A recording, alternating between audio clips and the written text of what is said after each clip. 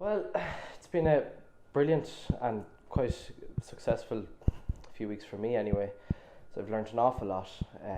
I thought really, to be honest with you, barbering wasn't as I thought, but when I came in, it was just completely different, and I got to see the world of barbering was just it's how big it is and how many different things you can learn in the industry.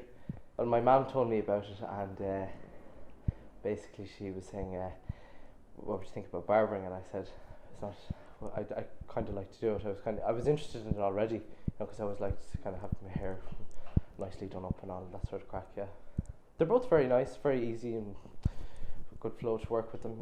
That they do be hard on you sometimes, but it's good. But that's good. Like keeps you going, keeps you on your toes. Like don't be late, and also be in every day. Otherwise, you'll miss out on an awful lot.